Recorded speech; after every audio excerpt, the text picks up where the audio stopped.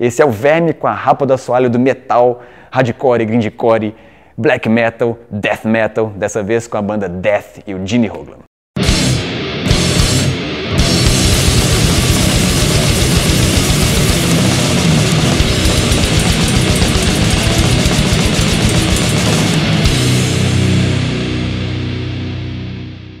Heyo! Hoje um papo aí rapidinho com o Gene Hoglan, baterista de uma porrada de banda, incluindo elas o Death, também do Dark Angel, Testament, gravou com Devin Townsend, gravou com Strap-on Glad, uma das minhas bandas favoritas, a gente vai conversar sobre isso, e também com Fear Factory, Old Man's Child, gravou com todo mundo e mais tocou ainda com mais uma caralhada de gente, substituindo um monte de bateras aí em turnê, fazendo participação especial. O cara toca pra caralho, Atomic Clock, como é chamado, então The Human Drum Machine, porque é todo preciso pra cacete. Tem um monte de rumores e boatos de como é que o cara faz as coisas, né? Colocando casca de bala de canhão no lugar de china pra fazer a batera, uma percussão na batera ali. O cara é foda, a gente vai conversar um pouquinho com ele sobre isso, sobre a turnê do Death que tá rolando aí na América do Sul nessa semana. E passar também vários clipes aí dessa carreira do cara, inclusive de bandas que ele gravou e não tem clipe com ele, mas que é bem importante, enfim, característico passar aqui no Verme, certo? Então é isso, confere aí rapidinho o papo com Gene Hoglan. Okay, so I'm here with the Atomic Clock itself, Gene Hoglan. So you've been you're now on tour with Death GTA, right? That's right. Tell us a bit about it, please.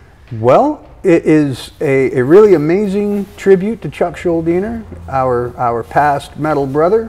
He was gone over to the other side, but his music lives on forever. You know, we just try to carry on his legacy, and we got a great group of guys on this one. Like, for me, this is my ultimate Death lineup, you know, it's Chuck, of course, but having Steve and Bobby in the band, that's my ultimate lineup, you know, it's really awesome. Great players, great guys, and I'm really stoked for the playing, because we all get along so well. Like, me and Stevie D have been best buds for, approaching 30 years, I suppose, and Bobby's awesome, you know, he's been a great friend for years, and playing with both those guys is really amazing, so I'm really stoked to be a part of this one here.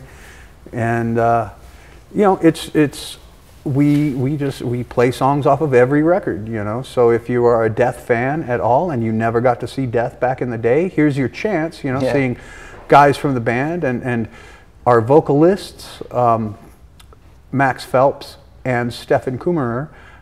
Those guys are both amazing musicians, and you know, they really bring the vibe of Chuck in there, and they're great players. It's really awesome, a really killer show, and if you're a fan of Death or metal or death metal or Chuck or us or anything, you know, I strongly suggest you head on out and catch the show. Sweet.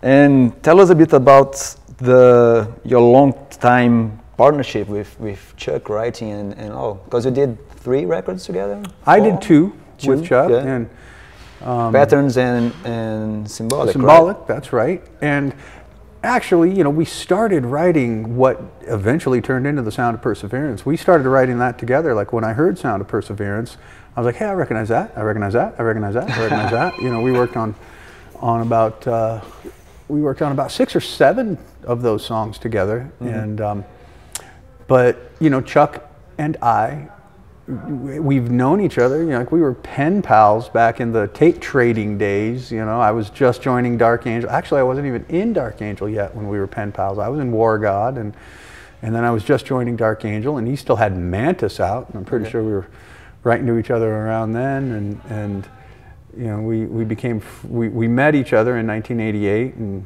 you know, became pals then, and a few years later, after Dark Angel broke up, it was, you know, it was time for me to move on, and you know, I got a call from Chuck saying, hey, come on out, and you know, let's jam together, and let's put out a record, you know, let's put out a Death record. And that was Individual Thought Patterns. So I stuck around for about 3 years, and at that time Chuck was, after Symbolic, we had done a whole round of touring for it, and Chuck just, I think he wanted to concentrate on Control Denied there, and you know, so he just kind of hacked away Death for a couple of years, and then, you know, he came out with Sound of Perseverance after that. So there you go. And you have pretty much the same lineup apart from Chuck, of course, with the tour now, right? I mean, Bobby and Steve. Yeah, well, Steve was a part of the writing of Symbolic. Oh yeah, but he didn't then, record it, right? Yeah, he didn't. He ended up not recording the record with us. We had Kelly Conlon, but you know, Steve was there with all the songs. You know, he was a part of the writing of, you know, pretty, I would imagine, every song minus, I remember Perennial Quest was the very last song that Chuck wrote for that one, and I think, you know, Steve was around on. I remember on the Symbolic re-release that came out a few years ago, there's some demo tracks on there, and I'm pretty sure Steve is playing the bass on those. Yeah. 3 of them there. Cool. And let's talk about the other shit you've been doing apart from Death. So you record with Testament. That's right. You record with Dark Angel. That's right.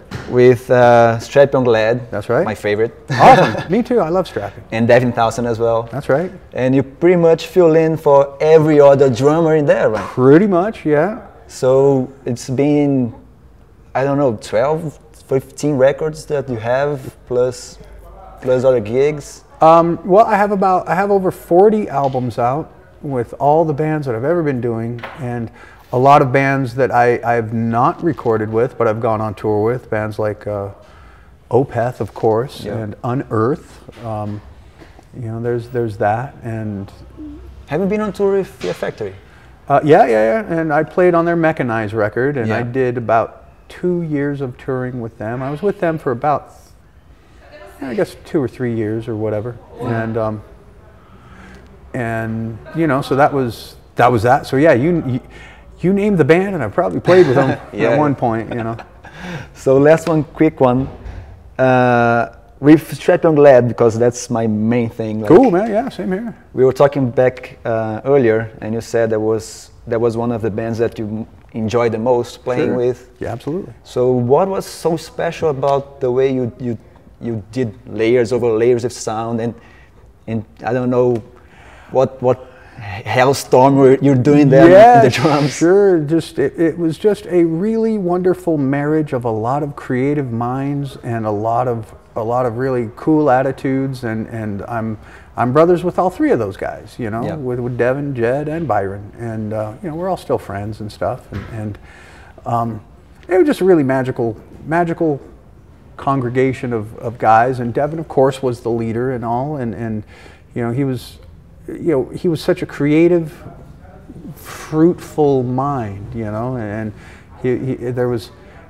we all had the fruitful mind, you know, and so when Devin is bouncing off ideas, we're bouncing ideas back and forth. It just really clicked really well, and you know, Strapping, I would take the Pepsi challenge with any metal band throughout history, and you know, Strapping would be like, you know, songs like Oh My Fucking God and Shitstorm and Wrong Side, and you know, all these badass tunes that were really kick-ass and awesome, and it was just really fun. And you know, our shows were really fun. You know, we never took anything too seriously, and you know, of course, Devin was a totally crazy guy on stage, and he always had great banter with the crowds. That was always really awesome. And yeah, he's a character, right? Yeah, I mean, totally.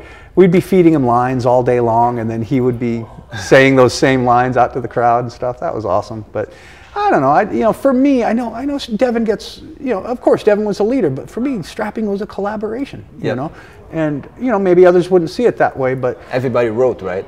Yeah, that's what yeah, totally. You know, and so it was, you know, like I say, a really good melding of stuff, a really magic moment. And if it's never to be again, I understand. That's all good. So, you know, we all just try to carry on our own metal legacies after that. Yeah, and you did well, man. Thank you very much. Gene Hoglan, ladies and gentlemen, thank you very much. Cheers, brother. That's pretty much it. Thanks, man. Come and see Tour, Death, TTA Tour. That's right. Come catch us. Yeah. You will not be disappointed. You will have a great time. You will exit the venue with a huge smile on your face. And that's one thing that, you know, all us metal guys, all the metal fans, they get that grr face going when the band's on. But that's one thing with Death, is you will end up having a smile on your face, and you will be very happy that you came to see us. All right, cool. Excellent.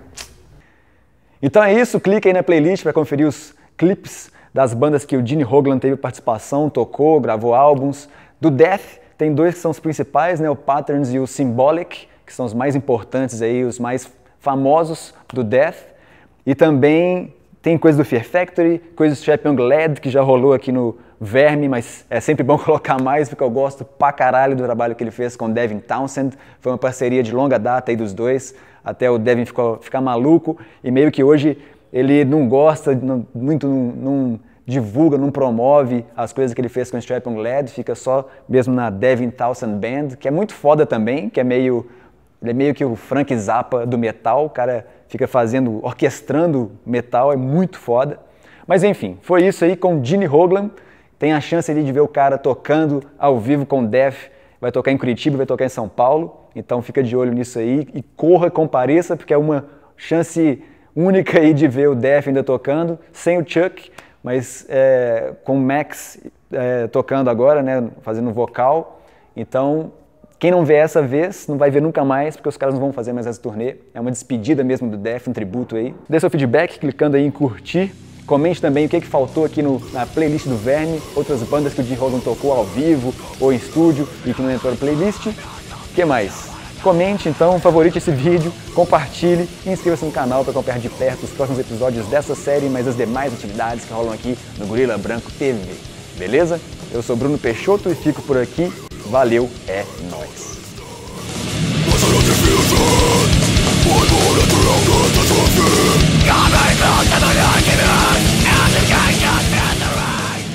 Agradecer em especial o Tatá, lá do Subcontrole, também o Costa, da Ultimate Music, e o Jean Dolabella, daquele estúdio Mob Family, foda, estúdio Finesse, onde o Def passou aí um ensaio de 6 horas para começar essa turnê sul-americana.